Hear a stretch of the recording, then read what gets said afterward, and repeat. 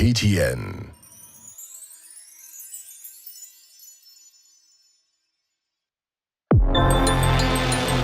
The following program has been rated GE. It is therefore suitable for general viewing.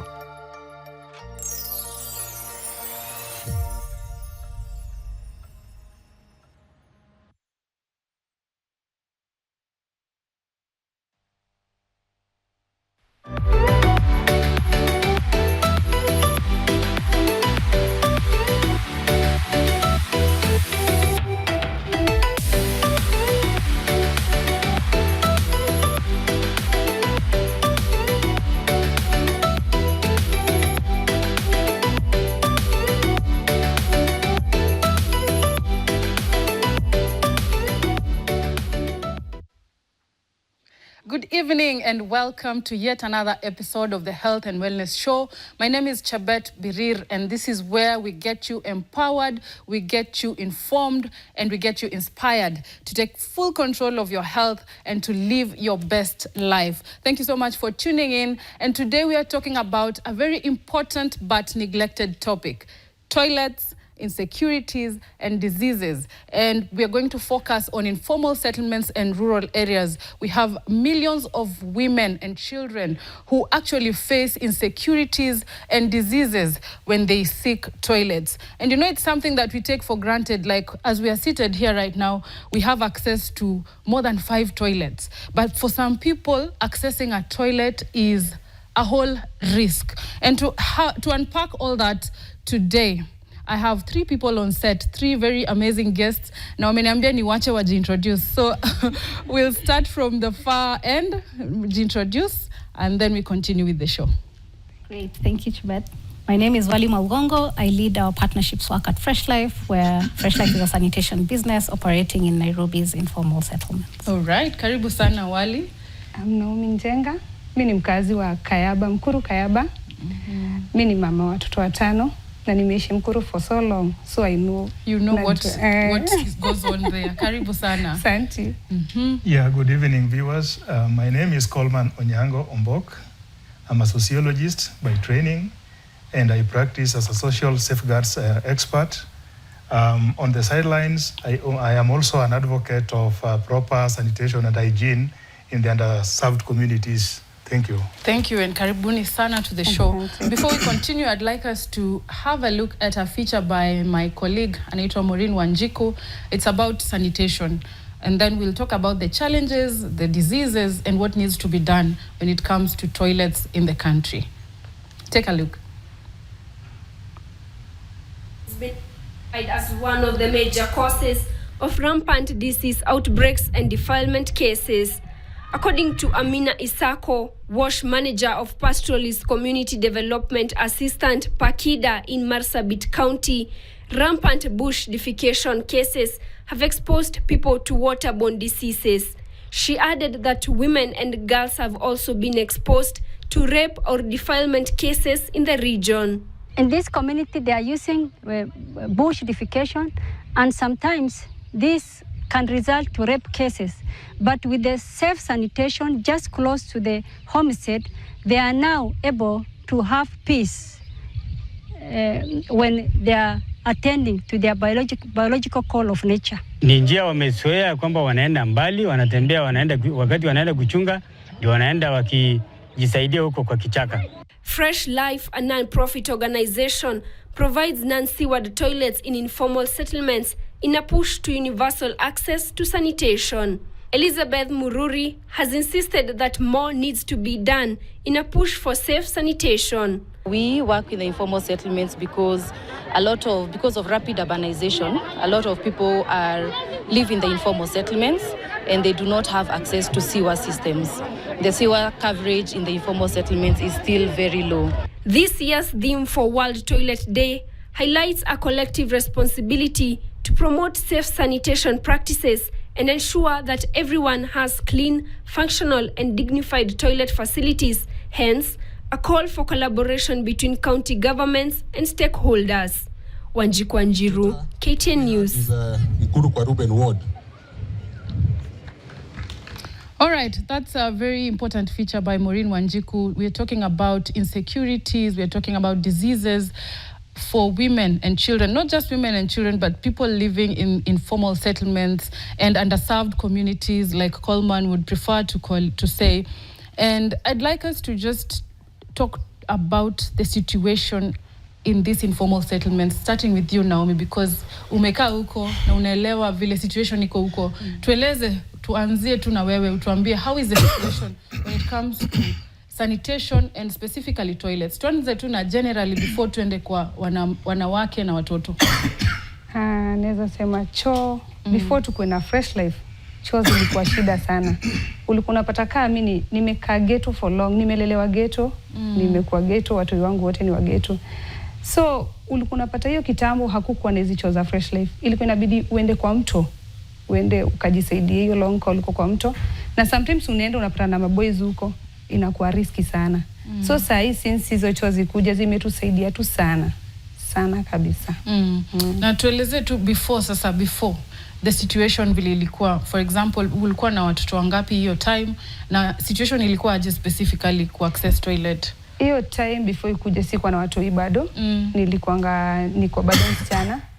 Situation ilikuwa mbaya. Ulikuwa unapata ukienda sometimes hata unaweza rasiwa na maboys. Juu unaenda unapata choo ni moja na lazima mshare watu wengi. Unapata choo mkishare watu wengi, sometimes utaenda upate infection huko ndani. But na hizi Fresh Life unapata ni safi, ukiingia uko safe, una feel tu uko comfortable hata kuingia, hauna wasiwasi. But hiyo kitambo ulikuwa ukienda unapata lazima ungoje watu wa ule mwenye umepata atoke kwa choo ndio nini aingie. Ujui kama utaenda upate amemesa. So ilikuwa tu ngumu, life ilikuwa ngumu. Okay. Na pia kulikuwa na flying toilets. Flying toilets ile ukipata watu wamejaa unaamua kujisota utangoja. Sawa. Coleman is from Mombasa Road and also an aspiring MCA. Utueleze what's the situation ukule kwa ground about toilets and especially women and children? Kama vile ameelezea mwenzangu, hali ni kama vile ametaja. Unakuta kwamba hizo toilets kwa mitaa ya mabanda hazipatikani kwa urahisi. Ziko chache sana. Na zile ambazo ziko, hali ya usafi ni duni sana. Na unapata kwamba sehemu nyingi za many of those residential places, the landlords are, the flats already have, their own toilets, let's say per floor. But you find that much as it is there is no privacy, because these toilets actually serve like everybody. It's children, it's mothers, it is fathers and everybody. And then another scenario which has come up, which is very, very depressing, is that you find that in these underserved communities, a flat could be of maybe 4 floors, and then 1 floor has been converted into a bar. A bar? Yes. And remember, this is a residential flat. And 1 floor is like converted into a bar, or maybe a room is converted into a bar. And we have school-going kids here. And now that diminishes the level of access, because now this particular toilet that was previously serving tenants is now serving revelers. That's a very tricky situation. Yes. So let's talk about disease transmission, and now I'm coming to you, Wali. Since you are a sanitation expert, what are some of the diseases that people with little or no access to clean toilets, or even toilets to start with, what are some of the diseases associated with that? Well, some of the diseases from a public health perspective, one, of course, cholera. That's the most rampant one, because then if you have many shared toilets, anyone who catches the infection will definitely infect the rest of that community, and you can see even in Kenya right now, most of our cholera outbreaks start within the informal settlements. And that's actually, because in 2017, 4,000, more than Yes. 4,000 cases of cholera were from Informal. The informal informal settlements, settlements, and yes. they were attributed to poor sanitation. Yes, and it's mostly because of what Mr. Coleman has just said, because there is no infrastructure, and so there's limited access already for those underserved populations. The second one is also typhoid, right?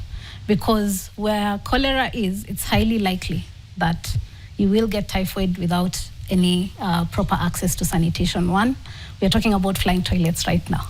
So if I take my waste and throw it wherever I want to throw it in the morning, the same children in the same neighborhood will come and play within that water. If we know how our informal settlements are set up, there are trenches everywhere, right? Those are the same communities live within those same areas, and the children play within the same areas. And so they interact also with that same waste, right? So typhoid is one of, is another one. Now, alluding to what Naomi just said, so these toilet options, even though there's limited access, what they're actually accessing is also not dignified sanitation, right? They are shared, right? And for women especially, that is the highest chance of getting urinary tract infections. Mostly because you'll find, like, for example, the toilets that are there, because they're not well maintained, there's a lot of splashback. And so women are the ones who also experience that, right? Children also, and especially if you think about children under 5 who are accessing these limited options or toilets that are being shared by multiple people, they also end up with such infections. One other infection that we have seen also come up a little bit more just because of not having dignified sanitation and not having safely managed sanitation, where the waste is not either flowing or is not even being emptied, is the female genital schistosomiasis, which also leads to a lot of almost HIV infections, because if you keep experiencing it as a woman, it's you have a higher likelihood of even getting more STI infections. Because now you get that you may find that a woman with such a disease has gone to the health facility, has been treated, but they go back to the same toilet that they've been using, so we get repeated infections. And Naomi, sijui situation ilikuwaje before, maybe wewe ama wenzako, ama ulisema uko umepata watoto before the solution came, but how was the situation in terms of diseases? Ulikuwa unapata watu wako na magonjwa ama ilikuwa vipi? Siwezi sema watu wako wanapata magonjwa, watu walikuwa wanapata magonjwa. Hata ingawa kuishi ghetto, watu sijui wako na body zao ziko na immune system iko juu. Unapata mtu amekaa huko for long na kugonjeka kwake, hata ukiona ile place yenye yako, kugonjeka kwake ni ngumu. But siwezi sema ugonjwa haikukua hiyo time. Ilikuwa. Sana sana cholera na typhoid zilikuwa. But since Fresh Life ikuje, imesaidia a lot. Imesaidia a lot. Tutakuja hapo kwa the solution. Coleman, have you experienced men and women alike, but specifically women experiencing these diseases, and how are you doing? What are you doing about it? Actually, in terms of infections as a result of poor sanitation, yes, in the underserved neighborhoods, that goes without saying. Yeah, it's very prevalent. I think the mere fact that these neighborhoods are actually littered with toilets that are not, hygienic. Yeah, they are not hygienic. That provides a very fertile breeding ground for bacteria and such like, and other infections. Yes. So, in a nutshell, infections as a result of poor hygiene in underserved neighborhoods is quite prevalent.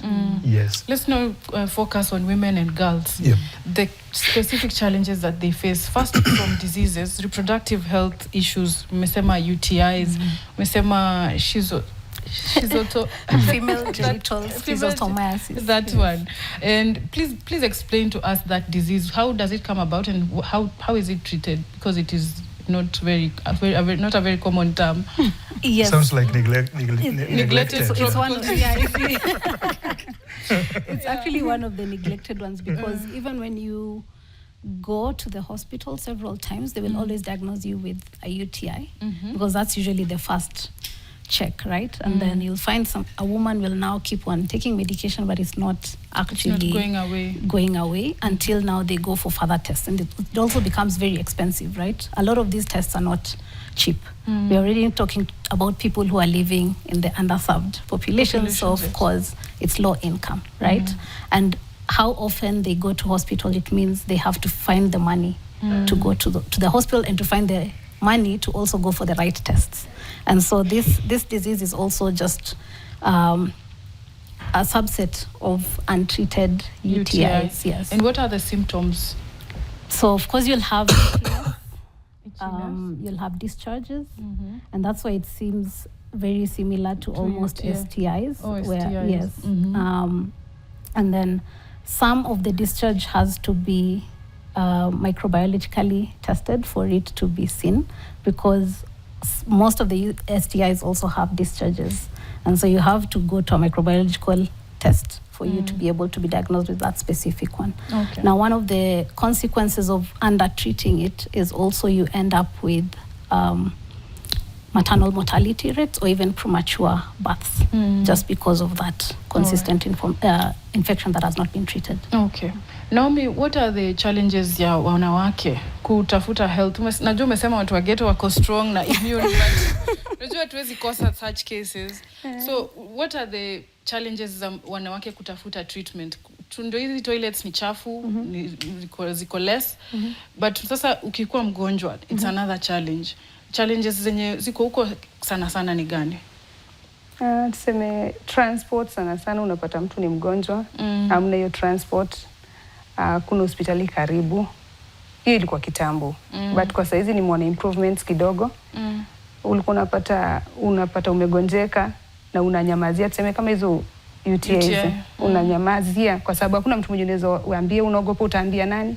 So inaendelea kukula, inakuharibu.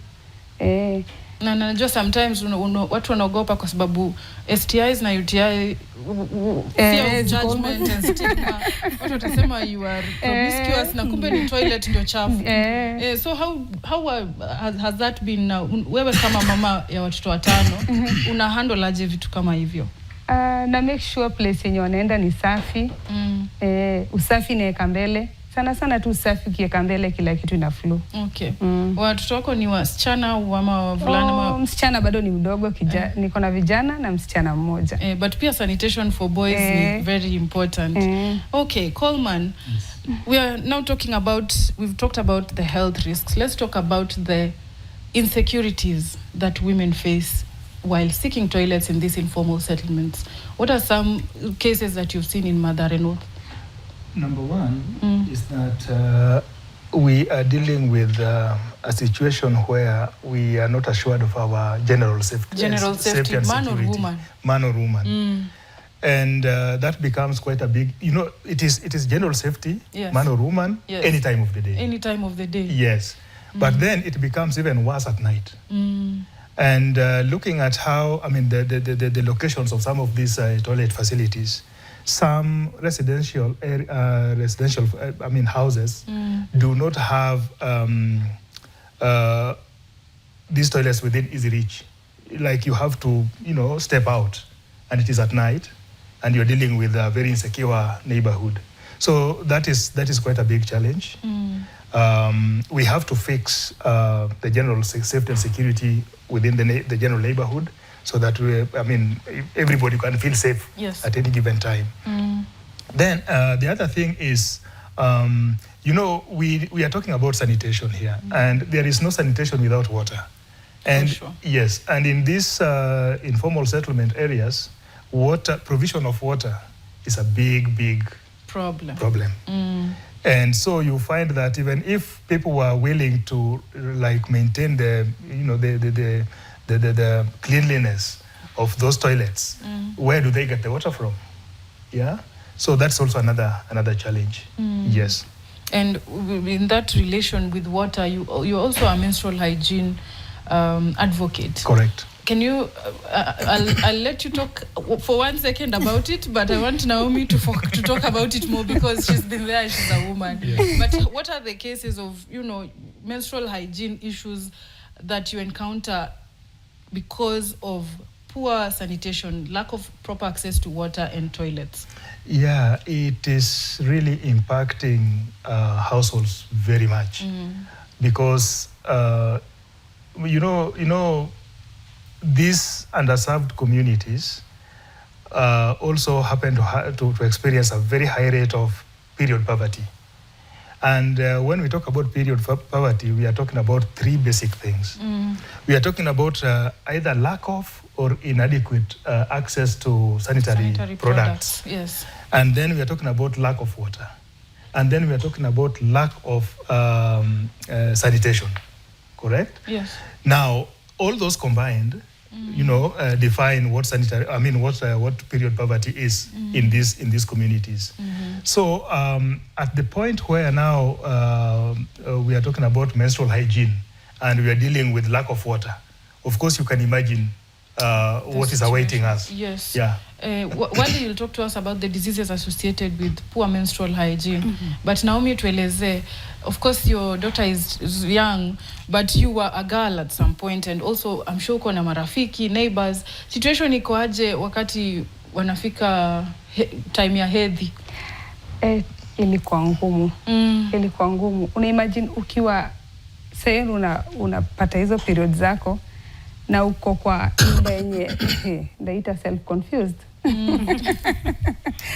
Na babako wako hapo, hauna place ya kuchenjio nini, na uko supposed kuichange. So ulikuwa unapata madem time mingi walikuwa wanatembea kama wako messed up. Unapata inakubidi unakimbia all the way na ni mbali mpaka kwa mto. Si tuko karibu na mto, unakimbia kwa mto, unajificha, uchange, urap na paper ndio utupe. Ilikuwa ngumu. Sometimes unaenda unapata ile ilikuwa tu afadhali ni saa zile maybe uko shule, imekupata uko shule, ndio at least kuna kwa hizo choo kuna place yenye unaweza, kuna ka box unaweza tupa. But ikifika ukiwa home, life ilikuwa tu ngumu. Huwezi cheza karibu na watu wengine juu una feel unsafe. But kwa saizi iko better. Hata huwezi ona dem na stain. Kitambo ilikuwa kuna dem na stain ilikuwa normal. Alafu unashinda kwa unachekelewa na maboys. Stigma. Sawa, asante Naomi. Can I add something? Yes, add. Yeah. Part of the reason why I introduced the Students' Reproductive Health Program in Mathare North Ward is because I was trying to kill two birds with one stone.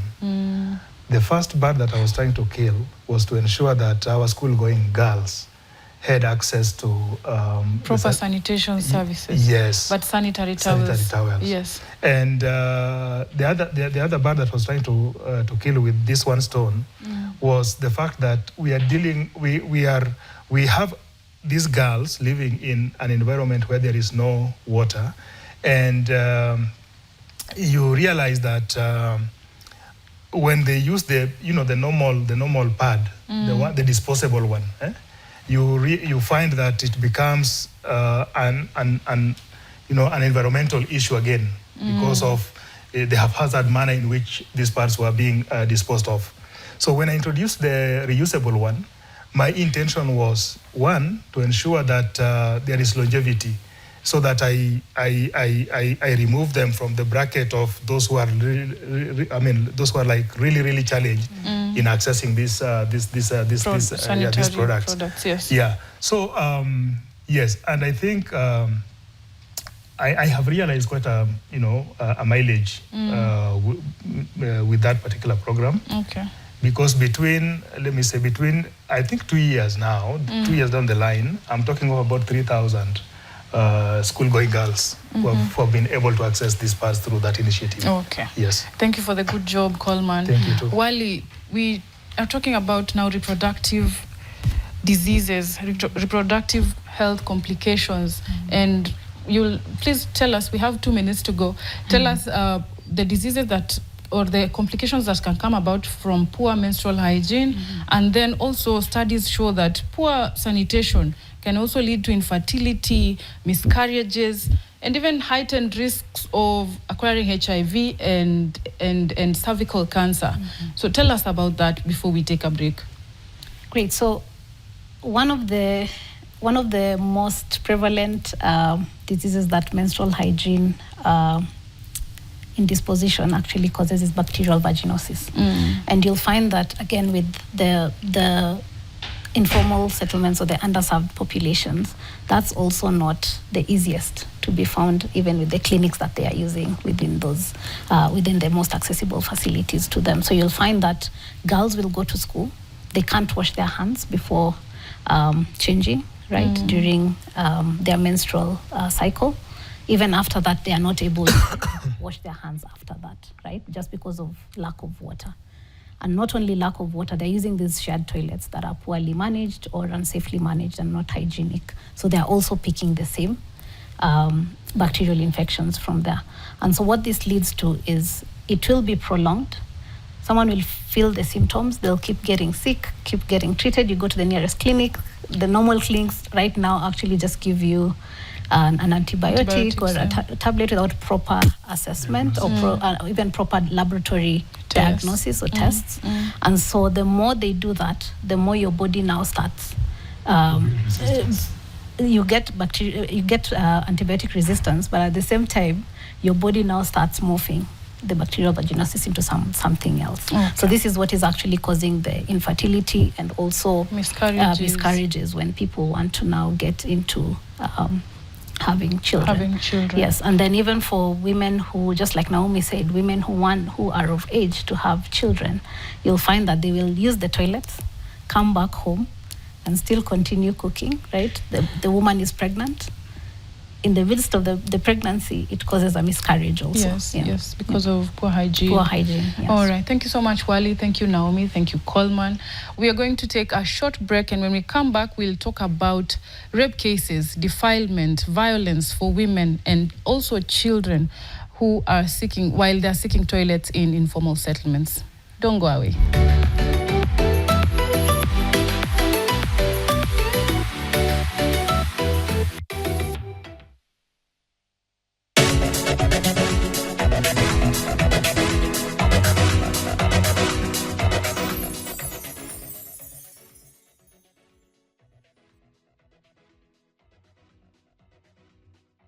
Makofi ya the world champion baby.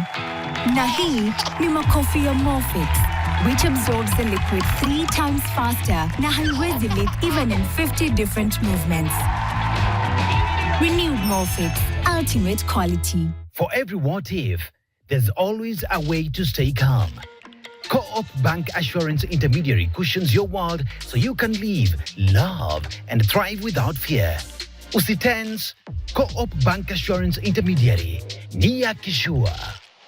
There's a kind of bank assurance intermediary that really allows you to relax because you know you'll be good. The kind that gives you access to a good range of insurance solutions from a good variety of insurance partners at good affordable premiums. Get covered real good through Co-op Bank Assurance Intermediary.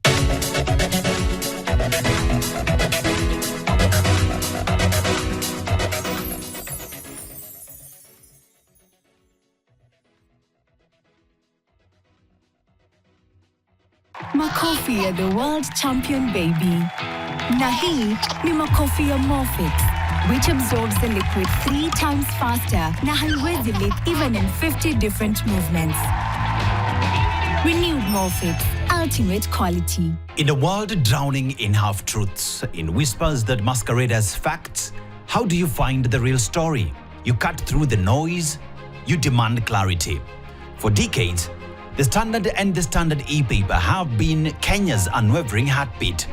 It is judged every word, every angle, bold enough to challenge and reveal factual above all else. But the truth isn't static. It evolves in every moment, and so do we. Presenting the Standard all-in-one app, your direct portal to real-time news, curated entertainment, and premium content. From the unfiltered truth of breaking stories to the depth of our exclusive investigations. From powerful podcasts that challenge perspectives to the complete e-paper experience in your hands. This isn't just an app. It's your daily dose of pride in Kenyan journalism.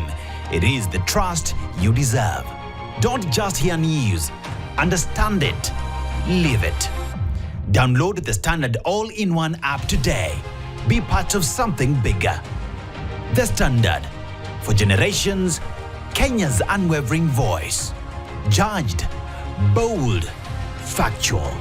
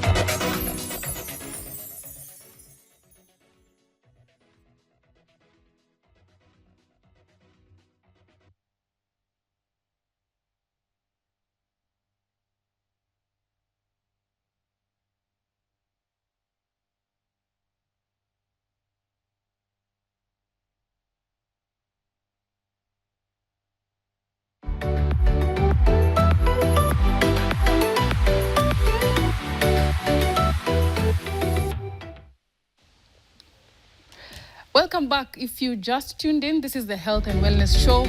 My name is Chebet Birir, and we are talking about the diseases and insecurities that people in informal settlements encounter, and specifically women and children. And with me on set, I have Coleman Onyango, who is a sociologist and an advocate for proper hygiene and sanitation in underserved communities.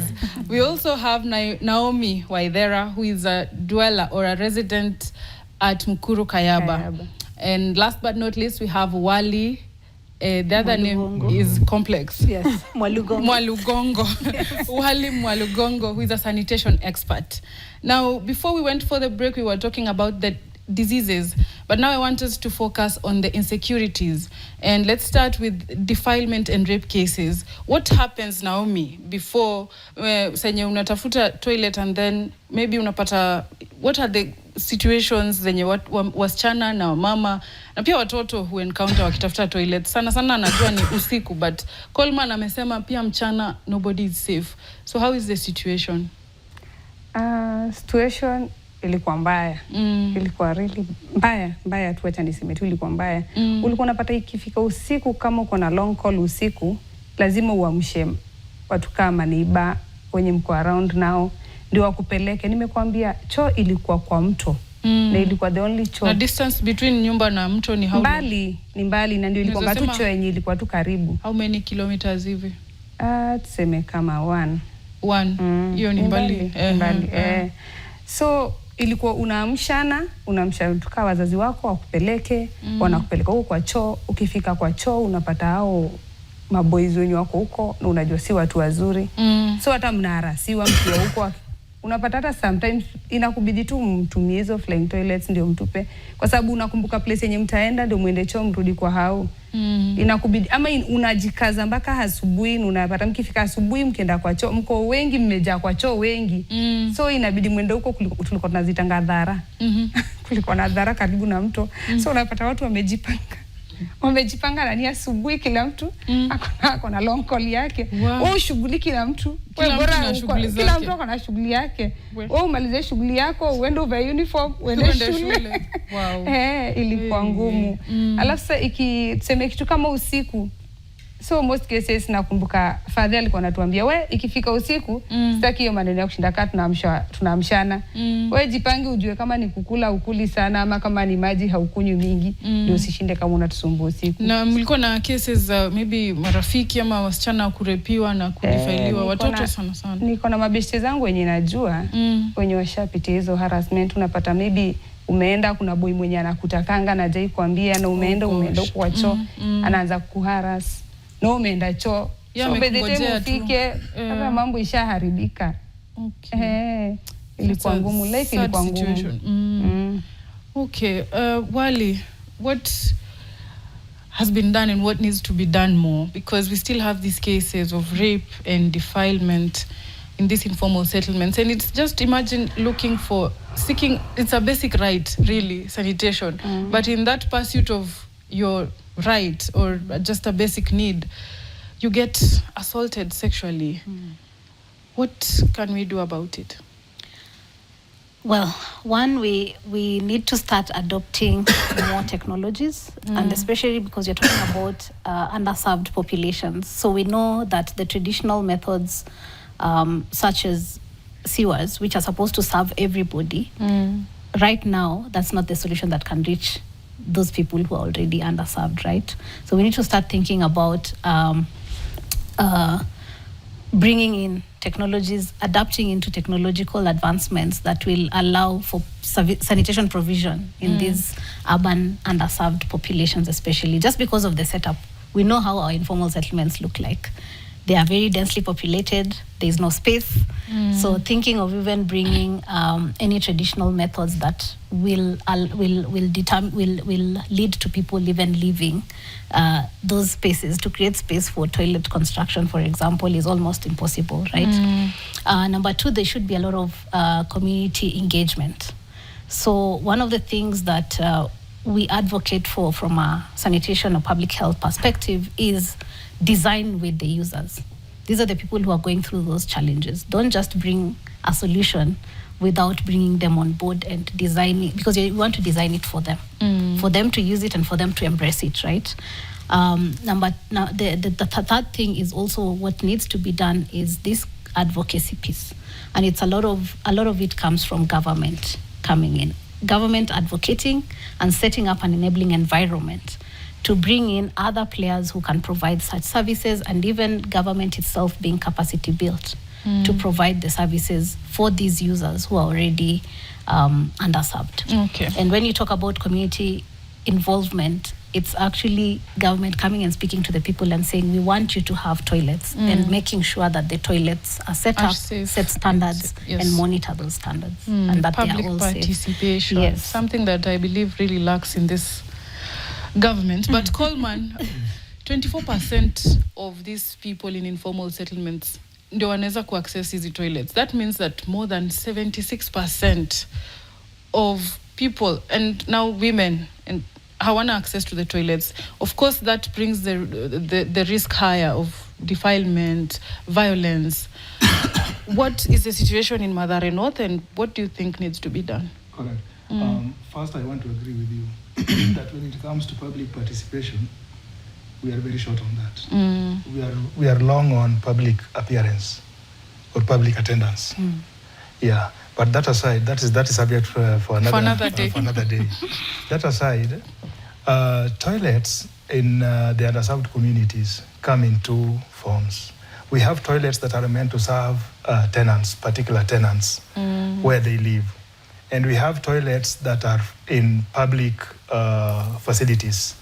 For example, the health centers, the market centers, and the social halls, the community social halls.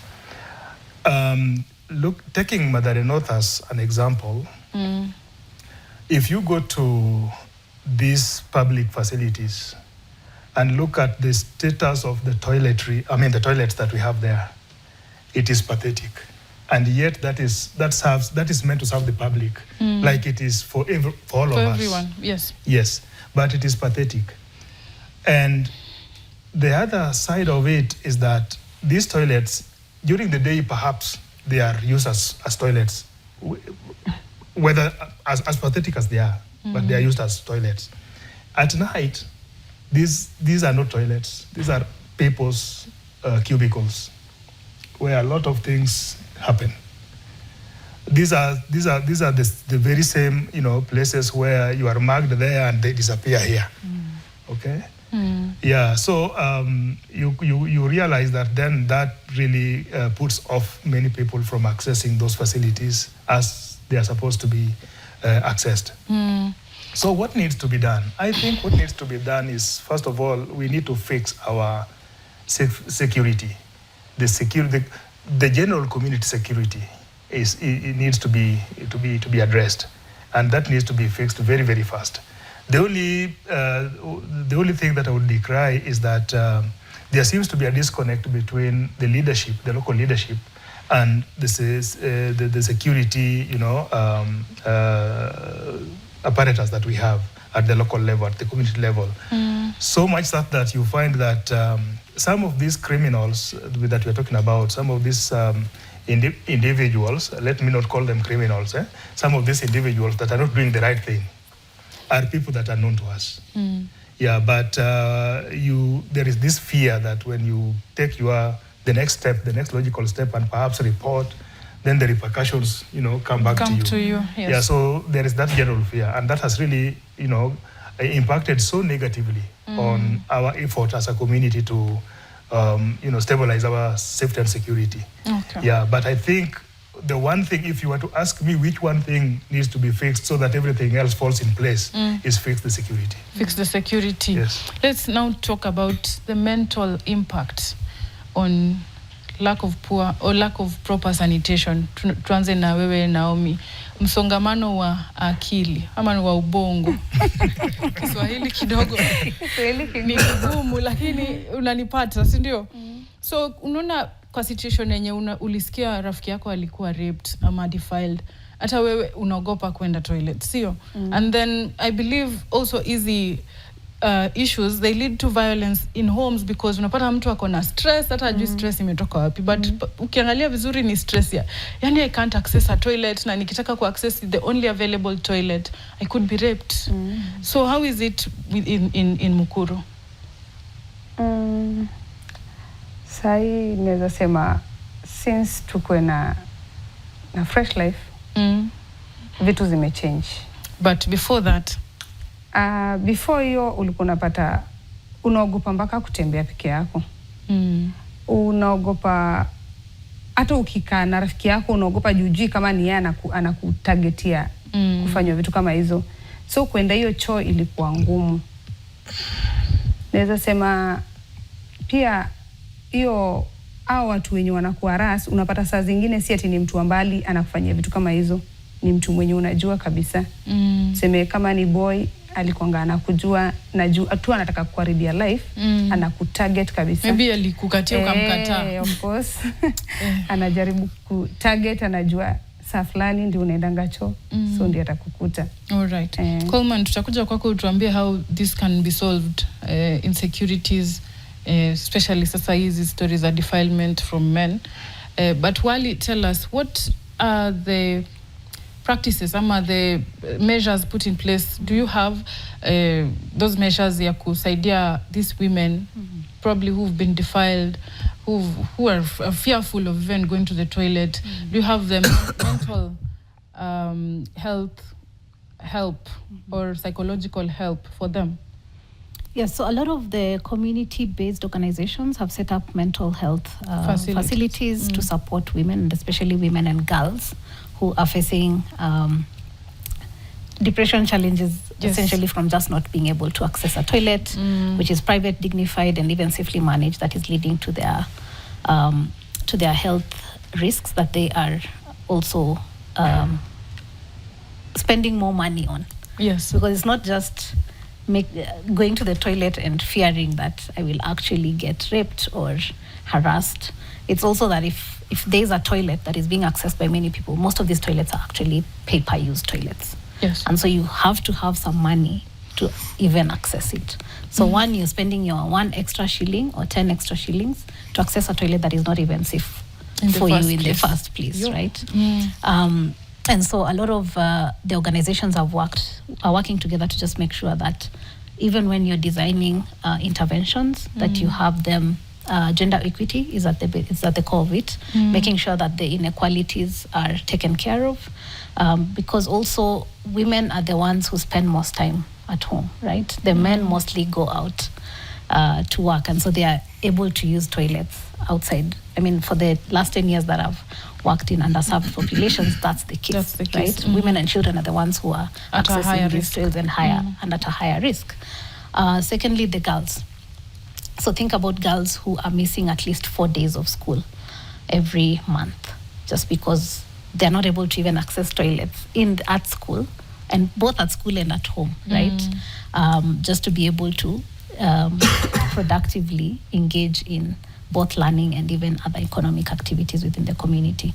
You're talking about maybe 39 days throughout the year. If you do that math, that's a huge loss, and which could impact their mental health. And so these girls also need to be supported in school, right? We're talking about period poverty. How are we supporting those girls, especially in schools and not even at home, where the mother is already experiencing stress from not being able to access a toilet? Every time the child needs to access a toilet, they need 5 shillings or 10 shillings. The same kitty that they are supposed to use for food and everything else has to also go to a toilet, right? The same girl cannot come back to the mother to support them. So we have to find other avenues and solutions within the community to be able to support these girls. Okay. Coleman, we can treat the diseases, we can counsel the women, but these men who defile and rape the women, what do we do with them? Thank you, Chebet. I don't know how life was before the time of Noah in the Bible. But after Noah in the Bible, life has always come in doubles, in toes. In toes. Why am I giving that analogy? It is because I think it is incumbent upon us to embrace each other. there is no society that is complete because it is male only or female only. It is only complete if it is male and female.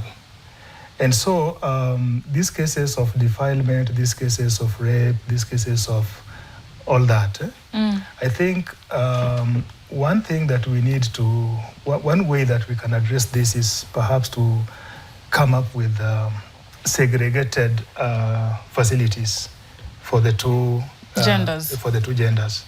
And especially in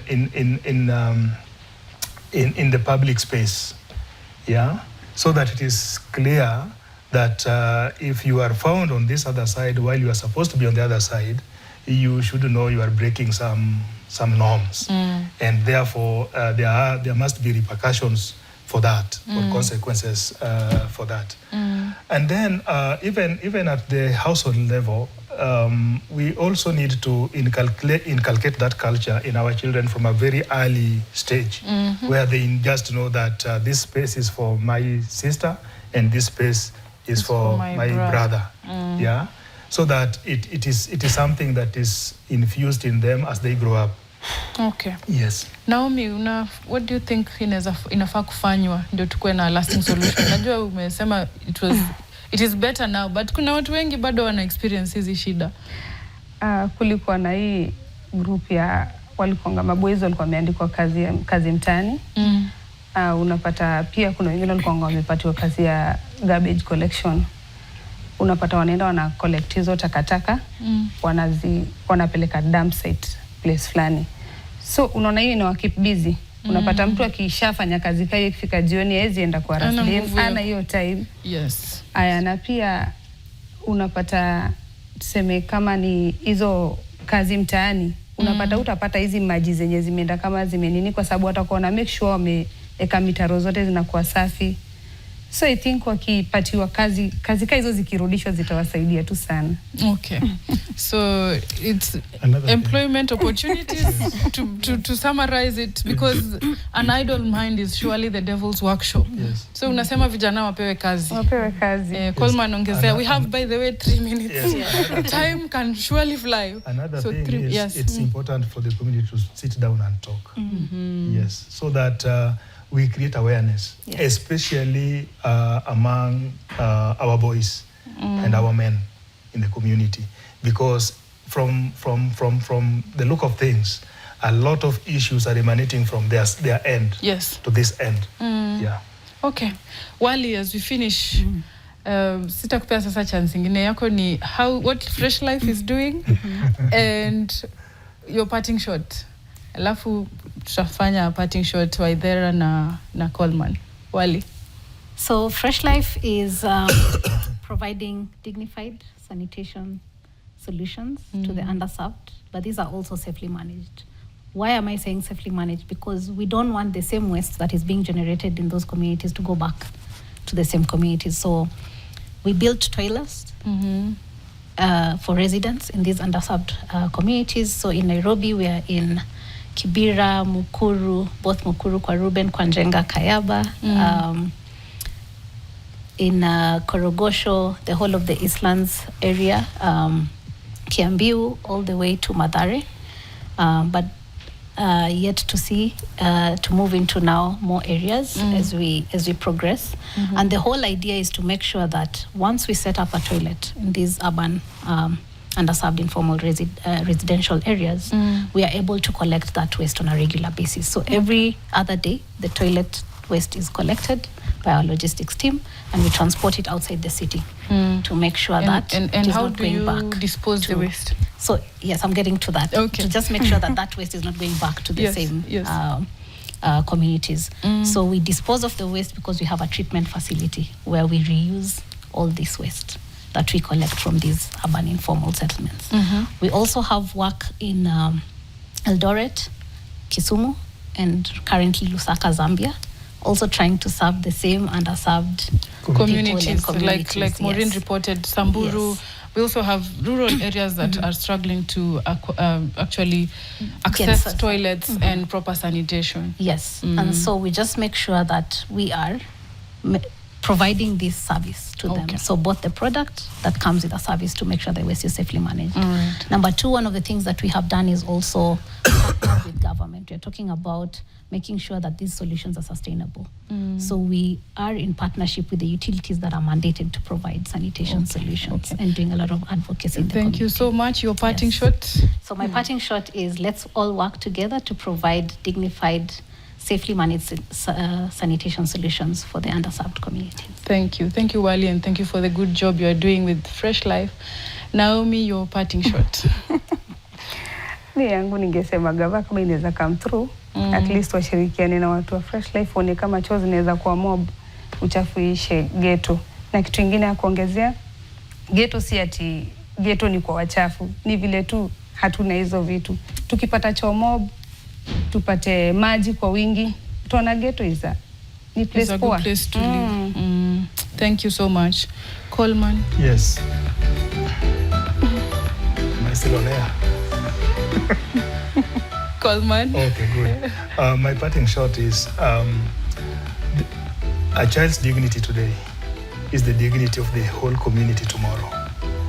My wish would be let us join hands and secure the dignity of our children today, because that will be the dignity of the future tomorrow. Thank you so much, and thank you for coming to the show.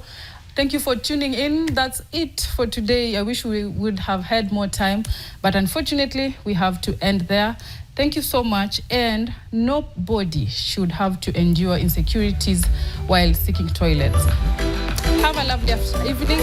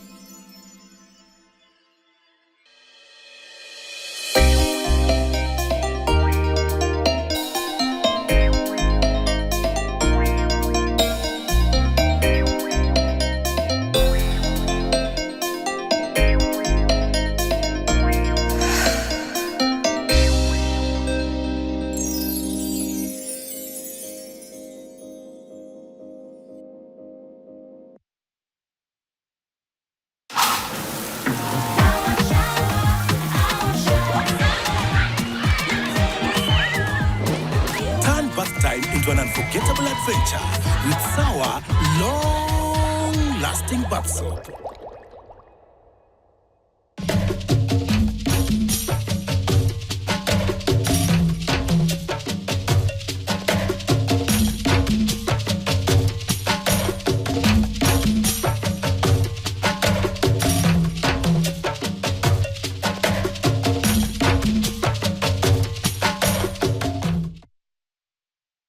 In business, risks are real, but now you can relax. With Co-op Bank Assurance Intermediary, your business is protected from common risks so you can focus on growth. Relax. We got your business covered. There's a kind of bank assurance intermediary that really allows you to relax because you know you'll be good. The kind that gives you access to a good range of insurance solutions from a good variety of insurance partners at good affordable premiums. Get covered real good through Co-op Bank Assurance Intermediary.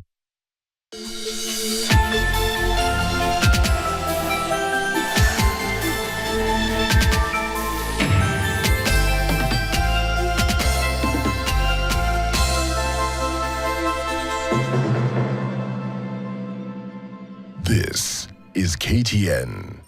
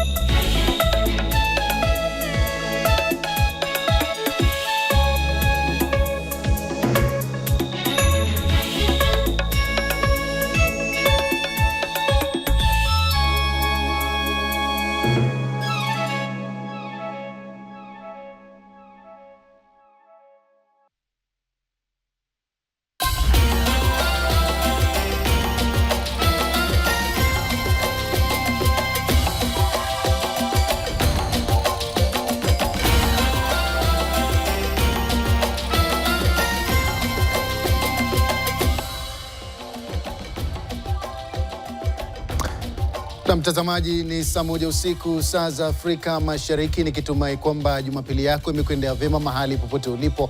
Hujambo na karibu kwa takriban saa nzima ya taarifa zetu za KTN leo wikendi. Tumekuandalia mengi kutoka maeneo mbalimbali kote nchini, lakini kwanza hivi hapa vidokezo.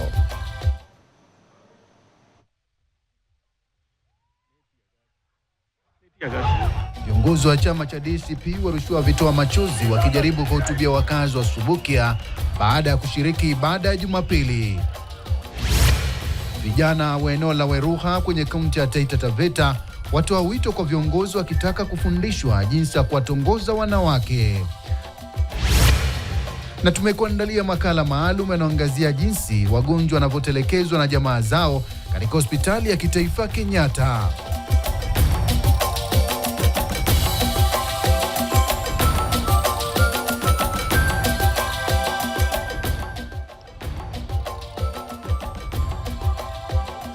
Na mtazamaji, hujambo na karibu. Jina langu ni Sam Amani, mwenzangu kwa lugha ishara ni Merisha Witi. Rais William Ruto amewashtumu wandani wa upinzani kwa madai ya kuchochea vurugu, akiwatumia vijana ili kujinufaisha kisiasa. Akizungumza alipohudhuria ibada ya kutawazwa kwa kasisi Benjamin Kalanzo wa kanisa la AIC kwenye kaunti ya Machakos, ameonya vikali wanasiasa dhidi ya uchochezi wakati siasa za uchaguzi mkuu mwaka 2027 zinapochacha. Anajiri huku Ruto akiendelea kukosolewa vikali kwa madai ya kutotimiza ahadi alizozitoa na zile ambazo anaendelea kuzitoa, ikiwemo ahadi ya kusitisha matumizi ya idara ya usalama kuwakandamiza wale wanaikosoa serikali yake. Jeff Kirui na taarifa hiyo. Shinikizo dhidi ya uongozi wa Rais William Ruto zikichacha miongoni mwa wanasiasa wa upinzani na baadhi ya kizazi cha Gen Z. Rais William Ruto anadai pingamizi hizo zinatokana na uchochezi kutoka wanasiasa wa upinzani wanaolenga kuhujumu utawala wake ili kujinufaisha kwenye uchaguzi mkuu ujao. You have no plan for Kenya. You are waiting for chaos and violence so that you can become something.